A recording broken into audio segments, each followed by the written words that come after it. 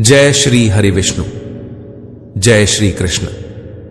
मित्रों, जब जीवन में आप बहुत ज्यादा हताश हो जाएं और जब कुछ समझ ना आए कि क्या करना है, तो एक काम कीजिए, अपने जीवन को प्रभु को समर्पित कर दीजिए, क्योंकि आप जीवन भर में जितना कर सकते हैं उतना तो ऊपर वाला एक पल में कर सकता है। नमस्कार प्यारे मित्रों, आपका एक बार फिर से स्वागत है हमारे चैनल अकेला गुमशुदा इंसान पर, जहां आप सुन रहे हैं पवित्र कार्तिक मास में भगवत गीता का महात्म्य। मित्रों, भगवान विष्णु कहते हैं कि जो कोई इस पावन मास में मेरे नाम का स्मरण करते हैं, जो कोई भी मेरे प्राणों से भी अति प्रिय भगवत गीता का श्रवण करते हैं, वह अंत समय में मोक्ष को प्राप्त करते हैं, चाहे उसने कितने ही जन्मों तक पाप किए हों। मित्रों, भगवान विष्णु की इन्हीं बातों से प्रेरित होकर हम लोग अब तक भगवत गीता का 12 अध्याय सुन चुके हैं और आज हम आपके लिए लेकर आए हैं भगवत गीता का अध्याय 13। मित्रों, श्रीमद् भगवत गीता के 12वें अध्याय में हमने जाना कि किस प्रकार भगवान की भक्ति और निष्ठा से जीवन को सार्थक बनाया जा सकता है और मोक्ष प्राप्त किया जा सकता है। साथ ही साथ हमने यह भी जाना कि भगवान की भक्ति में स्थित मनुष्य के क्या क्या लक्षण होते हैं। मित्रों, श्रीमद् भगवत गीता के 13वें अध्याय में हम यह जानेंगे कि मनुष्य को अपने जीवन में किस प्रकार के कर्म करने चाहिए और कौन से कर्मों को करने से हमें किस प्रकार का फल प्राप्त होता है। और साथ ही साथ अंत में हम यह भी जानेंगे कि मनुष्य जीवन में गीता के 13वें अध्याय का क्या महत्व है। तो चलिए मित्रों, सुनते हैं भगवत गीता का अध्याय 13।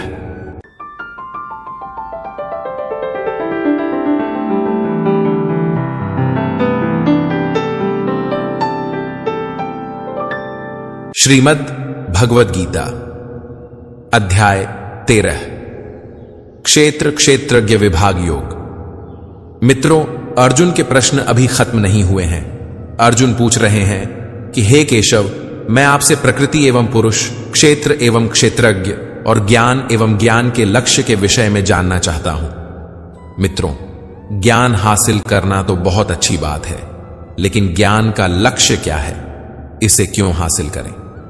इसी तरह की कुछ बातें जो सुनते तो रोज हैं लेकिन समझते कम हैं, उन्हीं के बारे में अब श्री कृष्ण बताएंगे। श्री भगवान ने कहा, हे कुंती पुत्र, हमारा यह शरीर ही क्षेत्र कहलाता है, अर्थात कर्म क्षेत्र कहलाता है। जैसे खेत में बोए गए बीजों का उनके अनुरूप फल समय पर प्रकट होता है, वैसे ही हमारे शरीर में बोए हुए कर्मों के संस्कार भी बीज हैं, जिनका फल समय पर प्रकट होता है। इसलिए हमारे शरीर का नाम क्षेत्र भी है, और जो इस बात को जानता है उसको क्षेत्रज्ञ कहते हैं। मित्रों, बात को जानने से मतलब है कि जो इस बात का तत्व, इसका मर्म जानता है, ऐसे मनुष्य को ज्ञानी कहते हैं। जिस तरह से एक किसान अपने क्षेत्र का ध्यान रखता है, ठीक वैसे ही हमें भी अपने शरीर का ध्यान रखना होता है। हे भरतवंशी अर्जुन, तू इन सभी शरीर रूपी क्षेत्रों का ज्ञानी निश्चित रूप से मुझे ही समझ, और इस शरीर तथा इसके ज्ञानी को जान लेना ही ज्ञान कहलाता है, ऐसा मेरा विचार है। हे अर्जुन, यह शरीर रूपी कर्म क्षेत्र जैसा भी है एवं जिन विकारों वाला है और जिस कारण से उत्पन्न होता है, तथा वह जो इस क्षेत्र को जानने वाला है और जिस प्रभाव वाला है, उसके बारे में संक्षिप्त रूप से मुझसे सुन।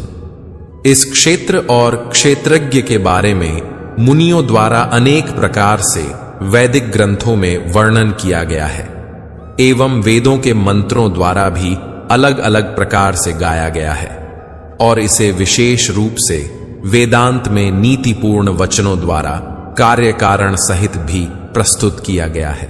श्री कृष्ण क्षेत्र के बारे में बताते हुए कहते हैं कि हे अर्जुन, यह क्षेत्र पंच महाभूत अर्थात पृथ्वी, जल, अग्नि, वायु और आकाश से मिलकर बना है।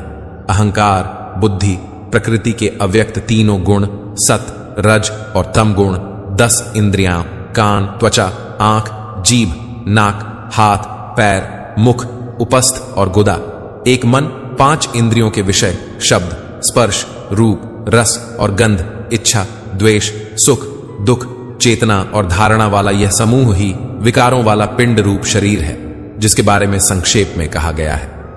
मित्रों, अब भगवान श्री कृष्ण ज्ञान के विषय में बताएंगे, अर्थात क्षेत्रज्ञ के बारे में बताएंगे।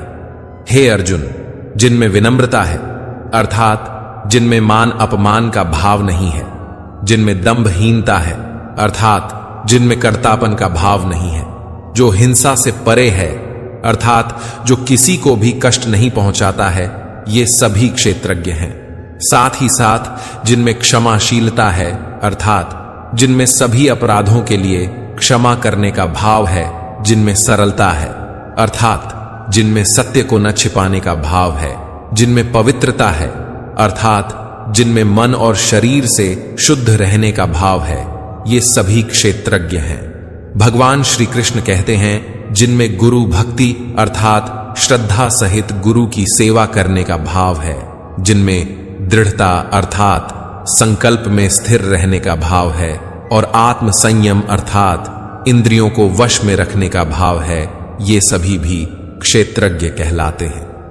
क्षेत्रज्ञ की ही परिभाषा को समझाते हुए श्री कृष्ण कह रहे हैं कि इस लोक और परलोक के संपूर्ण भोगों में आसक्ति का अभाव होना चाहिए। हमारे इस लोक के लालच में ही हर कोई फंसा हुआ है। घर, पैसा, आराम की जिंदगी, और इतना ही नहीं मित्रों, जो इस लोक के लालच से बचा है वो परलोक के लालच में फंसा है, जैसे कि स्वर्ग। इन दोनों लोकों के आसक्तियों से हमें कैसे बचना है, यही क्षेत्रज्ञ है। क्षेत्रज्ञ बनने के लिए हमें यह भी सोचना जरूरी है कि हम में अहंकार का भी अभाव कैसे हो। जन्म, मृत्यु, जरा और रोग आदि में दुख और दोष क्यों होते हैं, इसके बारे में बार बार विचार करना ही क्षेत्रज्ञ है। श्री भगवान कहते हैं, पुत्र, स्त्री, घर और अन्य भौतिक वस्तुओं के प्रति आसक्त न होने का भाव, शुभ और अशुभ की प्राप्ति पर भी निरंतर एक समान रहने का भाव भी क्षेत्रज्ञ है। मित्रों, क्षेत्रज्ञ वही होता है जिसमें क्षेत्र के बारे में ज्ञान होता है। श्री कृष्ण उसी के बारे में बता रहे हैं कि आखिर ज्ञान क्या होता है। वो कहते हैं कि मुझ अविनाशी परमेश्वर में अनन्य योग के द्वारा अव्यभिचारिणी भक्ति का होना। अव्यभिचारिणी भक्ति यानी कि ऐसी भक्ति जिसमें वासुदेव के अलावा और कोई नहीं, ऐसी भक्ति का होना ही ज्ञान कहलाता है। इसके अलावा शुद्ध एकांत स्थान में रहने का भाव और सांसारिक भोगों में लिप्त मनुष्यों के प्रति आसक्ति के भाव का न होना भी ज्ञान है। हे अर्जुन, निरंतर आत्म स्वरूप में स्थित रहने का भाव और तत्व स्वरूप परमात्मा से साक्षात्कार करने का भाव, यह सब मेरे द्वारा कहा गया ज्ञान है, और इनके अतिरिक्त जो भी है वह अज्ञान है। मित्रों, भगवान श्री कृष्ण जीवन का एक एक पन्ना पलट रहे हैं, सबसे बड़ी गोपनीय बातें एक एक करके बता रहे हैं। मित्रों, श्री कृष्ण सिर्फ वही बताना चाहते हैं जो जानने योग्य है तथा जिसको जानकर मनुष्य परम आनंद को प्राप्त होता है। हे अर्जुन, जो जानने योग्य है अब मैं उसके विषय में बतलाऊंगा, जिसे जानकर मृत्यु को प्राप्त होने वाला मनुष्य अमृत तत्व को प्राप्त होता है। हे अर्जुन, वह है परब्रह्म परमात्मा।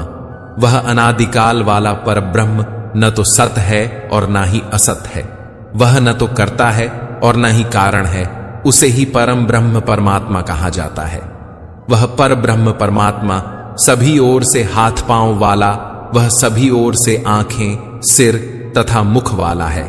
वह सभी ओर से सुनने वाला है और वही संसार में सभी वस्तुओं में व्याप्त होकर स्थित है। वह परब्रह्म परमात्मा समस्त इंद्रियों का मूल स्रोत है, फिर भी वह सभी इंद्रियों से परे स्थित रहता है। वह इंद्रियों से रहित है। वह सभी का पालन करता होते हुए भी अनासक्त भाव में स्थित रहता है, और वह निर्गुण होने पर भी अर्थात प्रकृति के गुणों सत, रज और तम से परे स्थित होकर भी समस्त गुणों का भोगता है। वह परब्रह्म परमात्मा चर अचर सभी प्राणियों के अंदर और बाहर भी स्थित है। वह अति सूक्ष्म होने के कारण इंद्रियों के द्वारा नहीं जाना जा सकता है। वह अत्यंत दूर स्थित होने पर भी, सभी प्राणियों के अत्यंत पास भी वही स्थित है। वह परमात्मा सभी प्राणियों में अलग अलग स्थित होते हुए भी एक रूप में ही स्थित रहता है। यद्यपि वही समस्त प्राणियों को ब्रह्मा रूप से उत्पन्न करने वाला है, विष्णु रूप से पालन करने वाला है और रुद्र रूप से संहार करने वाला है। मित्रों, ब्रह्म जो है वो विभक्त नहीं हो सकता, लेकिन विभक्त रहित होने के बावजूद भी वो हमारी दुनिया में विभक्त सा प्रतीत होता है। वह परब्रह्म परमात्मा सब भूतों में एक रूप से स्थित हुआ भी पृथक पृथक अलग अलग की भांति प्रतीत होता है। ब्रह्मा, विष्णु और महेश की त्रिमूर्ति को समझाते हुए श्री कृष्ण कहते हैं कि परमात्मा विष्णु रूप से भूतों को धारण पोषण करने वाला और रुद्र रूप से संहार करने वाला तथा ब्रह्मा रूप से सबको उत्पन्न करने वाला है। वह परब्रह्म परमात्मा सभी प्रकाशित होने वाली वस्तुओं के प्रकाश का मूल स्रोत होते हुए भी अंधकार से परे स्थित रहता है। वही ज्ञान स्वरूप आत्मा है, वही जानने योग्य परमात्मा है, वही ज्ञान स्वरूप आत्मा द्वारा प्राप्त करने वाला लक्ष्य है और वही सभी के हृदय में विशेष रूप से स्थित रहता है। श्री कृष्ण कहते हैं कि हे अर्जुन, इस प्रकार कर्म क्षेत्र अर्थात शरीर, ज्ञान स्वरूप अर्थात आत्मा और जानने योग्य अर्थात परमात्मा के स्वरूप का संक्षेप में वर्णन किया गया है। मेरे भक्त यह सब तत्व से जानकर मेरे स्वरूप को प्राप्त होते हैं। भगवान श्री कृष्ण कहते हैं कि हे अर्जुन, प्रकृति और पुरुष इन दोनों को ही तू अनादि जान। मित्रों, प्रकृति अर्थात भौतिक जड़ प्रकृति एवं पुरुष अर्थात परमात्मा, यानी कि प्रकृति और पुरुष दोनों ही हमेशा से हैं, सनातन हैं, और साथ में हमारे अंदर जो राग द्वेषादि विकार हैं वो भी प्रकृति से ही उत्पन्न होते हैं।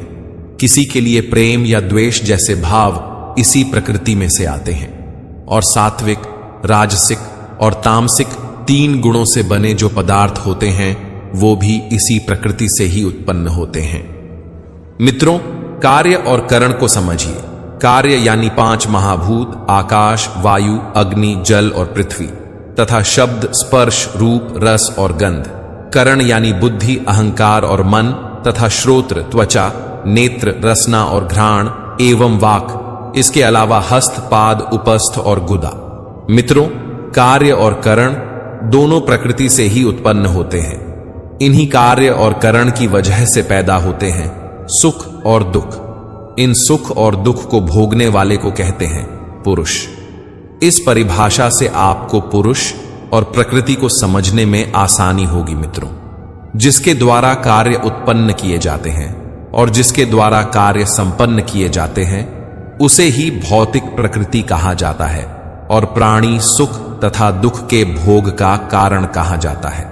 भौतिक प्रकृति में स्थित होने के कारण ही प्राणी प्रकृति के तीनों गुणों से उत्पन्न पदार्थों को भोगता है और प्रकृति के गुणों की संगति के कारण ही जीव उत्तम और अधम योनियों में जन्म को प्राप्त होता रहता है। हमारे अंदर जो आत्मा है वास्तव में वो ही परमात्मा है, और क्योंकि ये हमारे अंदर है तो भी जो भी हम करें ये उसकी साक्षी है। इसके अलावा आत्मा अनुमंता भी होती है। अनुमंता का अर्थ होता है अनुमति देने वाली, यानी कि आत्मा अनुमति भी देती है। यही आत्मा भर्ता भी होता है, यानी कि हमारा पालन भरण पोषण करने वाली भी, क्योंकि श्री कृष्ण ने ही कहा था कि योग से वो हमारी रक्षा करते हैं। मतलब आत्मा हमें और हमारी योग को बचाती भी है, और आत्मा भोगता भी होती है मित्रों, यानी कि भोग भी करती है। जब हमारी साधना बढ़ती है, सूक्ष्म होती है, तो आत्मा हमारा यज्ञ और तप ग्रहण करती है, और जब आत्मा हमारी साधना ग्रहण करती है तो वो परमात्मा से मिल जाती है। इस प्रकार पुरुष को और गुणों सहित प्रकृति को जो मनुष्य तत्व से जानता है वह सब प्रकार से कर्तव्य कर्म करता हुआ भी फिर से जन्म को प्राप्त नहीं होता है। वह वर्तमान में किसी भी परिस्थिति में स्थित होने पर भी सभी प्रकार से मुक्त रहता है, जो इस सबसे बड़े ज्ञान को प्राप्त कर लेता है वह जन्म मरण के चक्र से बच जाता है। परमात्मा एक है, उसे देखने के अलग अलग तरीके हैं। उस परमात्मा को कितने ही मनुष्य ध्यान योग में स्थित होकर अपने अंदर हृदय में देखते हैं। कुछ मनुष्य वैदिक कर्मकांड के अनुशीलन के द्वारा और अन्य मनुष्य निष्काम कर्म योग द्वारा परमात्मा को प्राप्त करते हैं। परमात्मा को प्राप्त करने की कोशिश कई तरह के लोग अपने अपने रास्तों से करते हैं, लेकिन इनके अलावा कई मंद बुद्धि वाले पुरुष भी होते हैं। वो इन सब रास्तों को नहीं जानते, यानी कि साधना, ज्ञान या कर्म योग से वो परमात्मा को प्राप्त करने के तरीकों के बारे में अनजान होते हैं। परंतु वह अन्य महापुरुषों से परमात्मा के विषय सुनकर उपासना करने लगते हैं। परमात्मा के विषय में सुनने की इच्छा करने के कारण वह मंद बुद्धि मनुष्य भी मृत्यु रूपी संसार सागर को निश्चित रूप से पार कर जाते हैं। जो अच्छा करता है, सिर्फ उसके पीछे चलने से भी जो फायदा होता है वह कम नहीं है। इसीलिए कहते हैं मित्रों कि संगत अच्छी रखनी चाहिए। हे भरतवंशी अर्जुन, इस संसार में जो कुछ भी उत्पन्न होता है और जो भी चर अचर प्राणी अस्तित्व में है, उन सबको तू क्षेत्र अर्थात जड़ प्रकृति और क्षेत्रज्ञ अर्थात चेतन प्रकृति के संयोग से ही उत्पन्न हुआ समझ।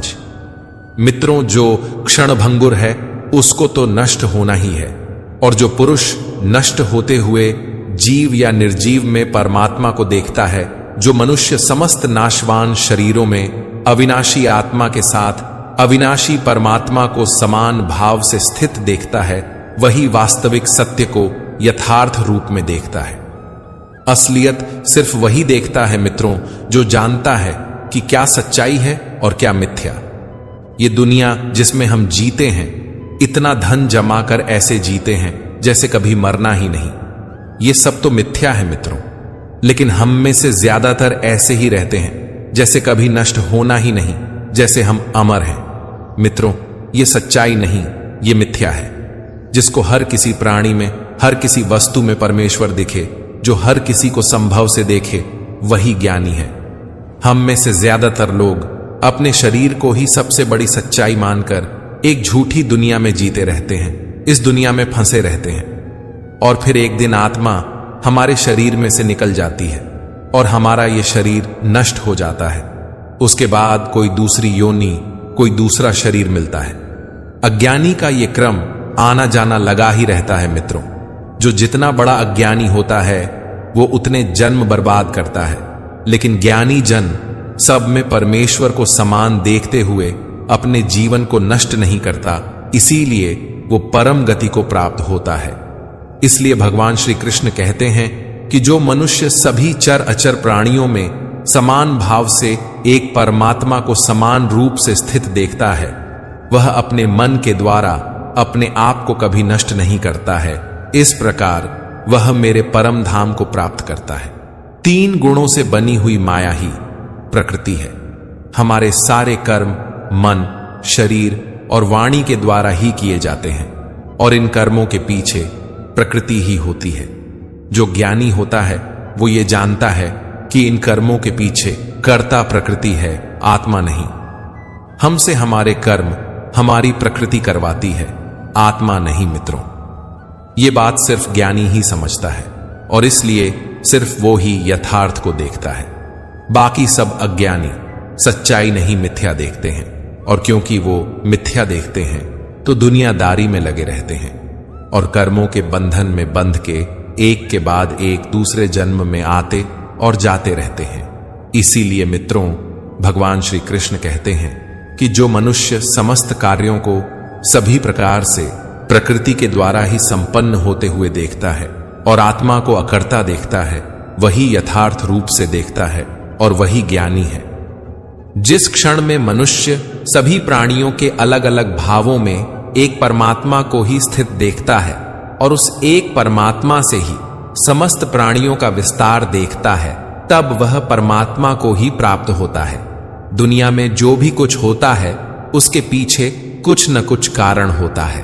बारिश का होना, दिन और रात का होना, सब कुछ कारण की वजह से है। जिसका कुछ कारण नहीं होता उसे अनादि कहते हैं। जैसे कि ब्रह्म या परमात्मा, उसी परमात्मा का ही अंश है हमारी आत्मा। आत्मा अनादि भी है और निर्गुण भी। इसलिए भगवान श्री कृष्ण कहते हैं कि हे कुंती पुत्र अर्जुन, यह अविनाशी आत्मा आदि रहित और प्रकृति के गुणों से परे होने के कारण शरीर में स्थित होते हुए भी न तो कुछ करता है और न ही कर्म उससे लिप्त होते हैं। जिस प्रकार सभी जगह व्याप्त आकाश अपनी सूक्ष्म प्रकृति के कारण किसी वस्तु से लिप्त नहीं होता, उसी प्रकार शरीर में सभी जगह स्थित आत्मा भी शरीरों के कार्यों से कभी लिप्त नहीं होता है। कहने का तात्पर्य है मित्रों कि जैसे आकाश, अग्नि, वायु, जल और पृथ्वी में सब जगह संभव से व्याप्त होते हुए भी उनके गुण दोषों से किसी तरह भी लिप्त नहीं होता, वैसे ही आत्मा भी इस शरीर में सब जगह व्याप्त होते हुए भी अत्यंत सूक्ष्म होने के कारण बुद्धि, मन, इंद्रिय और शरीर के गुण दोषों से लिप्त नहीं होता है। जब सूर्य प्रकाशित होता है तो उसका प्रकाश सब तरफ फैलता है, जमीन पर भी, पानी पर भी, पक्षी पर भी और हर किसी वस्तु पर। जिस प्रकार एक ही सूर्य इस संपूर्ण ब्रह्मांड को प्रकाशित करता है, उसी प्रकार शरीर में स्थित एक ही आत्मा संपूर्ण शरीर को अपनी चेतना से प्रकाशित करता है। क्षेत्र को मूल, विकारी, क्षणिक और नाशवान माने और क्षेत्रज्ञ को नित्य, चेतन, अविकारी और अविनाशी माने, यानी कि अनादि, अनंत और सनातन। जो इस प्रकार क्षेत्र और क्षेत्रज्ञ के भेद को जानता है वही ज्ञानी है। जो पुरुष प्रकृति से मुक्त हो जाते हैं और अपने ज्ञान नेत्रों से क्षेत्रज्ञ के तत्व को जानते हैं, वे परम ब्रह्म परमात्मा को प्राप्त होते हैं। ऐसे पुरुष कर्म के बंधन से मुक्त हो जाते हैं, क्योंकि वो अज्ञान को, मिथ्या को खत्म कर चुके हैं। वो सच्चाई जान चुके हैं। वो प्रकृति से मुक्त होने की विधि को जानकर परम पिता परमेश्वर के परम धाम को प्राप्त होते हैं। इस प्रकार उपनिषद, ब्रह्म विद्या तथा योग शास्त्र रूप श्रीमद् भगवद गीता के श्री कृष्ण अर्जुन संवाद में क्षेत्र क्षेत्रज्ञ विभाग योग नाम का 13वां अध्याय संपूर्ण हुआ। मित्रों, पद्म पुराण में भगवद गीता के 13वें अध्याय की महिमा का वर्णन है। आइए उसे सुनते हैं। एक बार माता पार्वती ने भगवान शिव से पूछा कि हे प्रभु, श्रीमद् भगवद गीता के 13वें अध्याय का क्या महत्व है? भगवान शिव बोले, हे पार्वती, अब तुम 13वें अध्याय के महात्म्य की परम पावन कथा सुनो। इसके श्रवण मात्र से महान पापियों को भी मोक्ष की प्राप्ति हो जाती है। हे पार्वती, दक्षिण दिशा में तुंगभद्रा नाम की एक बहुत बड़ी नदी है। उसके किनारे हरिहरपुर नामक रमणीय नगर बसा हुआ है। वहां हरिहर नाम से साक्षात भगवान शिव जी विराजमान हैं, जिनके दर्शन मात्र से परम कल्याण की प्राप्ति होती है। हरिहरपुर में हरिदीक्षित नामक एक श्रोत्रिय ब्राह्मण रहते थे, जो तपस्या और स्वाध्याय में संलग्न तथा वेदों के पारगामी विद्वान थे। उनकी एक स्त्री थी जिसे लोग दुराचार कहकर पुकारते थे। इस नाम के अनुसार ही उसके कर्म भी थे। वह सदा पति को कुवाच्य कहती थी। उसने कभी भी उनके साथ शयन नहीं किया। पति से संबंध रखने वाले जितने लोग घर पर आते, उन सबको डांट बताती और स्वयं कामोन्मत्त होकर निरंतर व्यभिचारियों के साथ रमण किया करती थी। एक दिन नगर को इधर उधर आते जाते हुए पुरवासियों से भरा देख उसने निर्जन तथा दुर्गम वन में अपने लिए संकेत स्थान बना लिया। एक समय रात में किसी कामी को न पाकर वह घर के किवाड़ खोल नगर से बाहर संकेत स्थान पर चली गई। उस समय उसका चित्त काम से मोहित हो रहा था। वह एक एक कूंज में तथा प्रत्येक वृक्ष के नीचे जा जाकर किसी प्रियतम की खोज करने लगी, किंतु उन सभी स्थानों पर उसका परिश्रम व्यर्थ गया। उसे प्रियतम का दर्शन नहीं हुआ। तब उस वन में नाना प्रकार की बातें कहकर विलाप करने लगी। चारों दिशाओं में घूम घूम कर वियोग जनित विलाप करती हुई उस स्त्री की आवाज सुनकर कोई सोया हुआ बाघ जाग उठा और उछलकर उस स्थान पर पहुंचा जहां वह रो रही थी। उधर वह भी उसे आते देख किसी प्रेमी आशंका से उसके सामने खड़ी होने के लिए ओंठ से बाहर निकल आई। उस समय व्याघ्र ने आकर उसे नखरूपी बाणों के प्रहार से पृथ्वी पर गिरा दिया। इस अवस्था में भी वह कठोर वाणी में चिल्लाती हुई पूछ बैठी, अरे बाघ, तू किस लिए मुझे मारने को यहां आया है? पहले इन सारी बातों को बता दे, फिर मुझे मारना। उसकी यह बात सुनकर प्रचंड पराक्रमी व्याघ्र क्षण भर के लिए उसे अपना ग्रास बनाने से रुक गया और हंसता हुआ सा बोला, दक्षिण देश में मलापाहा नामक एक नदी है। उसके तट पर मुनिपर्णा नगरी बसी हुई है। वहां पंचलिंग नाम से प्रसिद्ध साक्षात भगवान शंकर निवास करते हैं। उसी नगरी में मैं ब्राह्मण कुमार होकर रहता था। नदी के किनारे अकेला बैठा रहता और जो यज्ञ के अधिकारी नहीं हैं, उन लोगों से भी यज्ञ कराकर उनका अन्न खाया करता था। इतना ही नहीं, धन के लोभ से मैं सदा अपने वेद पाठ के फल को बेचा करता था।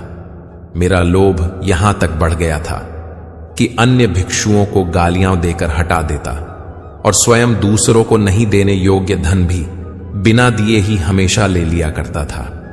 ऋण लेने के बहाने मैं सब लोगों को छला करता था। तदनंतर कुछ काल व्यतीत होने पर मैं बूढ़ा हो गया। मेरे बाल सफेद हो गए, आंखों से सूझता न था और मुंह के सारे दांत गिर गए। इतने पर भी मेरी दान लेने की आदत नहीं छूटी। पर्व आने पर प्रतिग्रह के लोभ से मैं हाथ में कुश लिए तीर्थ के समीप चला जाया करता था। तत्पश्चात जब मेरे सारे अंग शिथिल हो गए, तब एक बार मैं कुछ धूर्त ब्राह्मणों के घर पर मांगने खाने के लिए गया। उसी समय मेरे पैर में कुत्ते ने काट लिया। तब मैं मूर्छित होकर क्षण भर में पृथ्वी पर गिर पड़ा। मेरे प्राण निकल गए। उसके बाद मैं इसी व्याघ्र योनि में उत्पन्न हुआ। तब से इस दुर्गम वन में रहता हूं तथा अपने पूर्व पापों को याद करके कभी धर्मिष्ठ महात्मा, यति, साधु पुरुष तथा सती स्त्रियों को नहीं खाता। पापी, दुराचारी तथा कुल्लटा स्त्रियों को ही मैं अपना भक्ष्य बनाता हूं। अतः कुल्लटा होने के कारण तू अवश्य ही मेरा ग्रास बनेगी। यह कहकर वह अपने कठोर नखों से उसके शरीर के टुकड़े टुकड़े करके खा गया। इसके बाद यमराज के दूत उस पापिनी को संयमनीपुरी में ले गए। यहां यमराज की आज्ञा से उन्होंने अनेकों बार उसे विष्ठा, मूत्र और रक्त से भरे हुए भयानक कुंडों में गिराया। करोड़ों कल्पों तक उसमें रखने के बाद उसे वहां से ले जाकर 100 मनवंतरों तक रौरव नरक में रखा। फिर चारों ओर मुंह करके दीन भाव से रोती हुई उस पापिनी को वहां से खींचकर दहनानन नामक नरक में गिराया। उस समय उसके केश खुले हुए थे और शरीर भयानक दिखाई देता था। इस प्रकार घोर नरक यातना भोग चुकने पर वह महापापिनी इस लोक में आकर चांडाल योनि में उत्पन्न हुई। चांडाल के घर में भी प्रतिदिन बढ़ती हुई वह पूर्व जन्म के अभ्यास से पूर्ववत पापों में प्रवृत्त रही। फिर उसे कोढ़ और राज्यक्षमा का रोग हो गया। नेत्रों में पीड़ा होने लगी। फिर कुछ काल के पश्चात वह पुनः अपने निवास स्थान हरिहरपुर को गई, जहां भगवान शिव के अंतःपुर की स्वामिनी जंभका देवी विराजमान है। वहां उसने वासुदेव नामक एक पवित्र ब्राह्मण का दर्शन किया, जो निरंतर गीता के 13वें अध्याय का पाठ करता रहता था। उसके मुख से गीता का पाठ सुनते ही वह चांडाल शरीर से मुक्त हो गई और दिव्य देह धारण करके स्वर्गलोक में चली गई।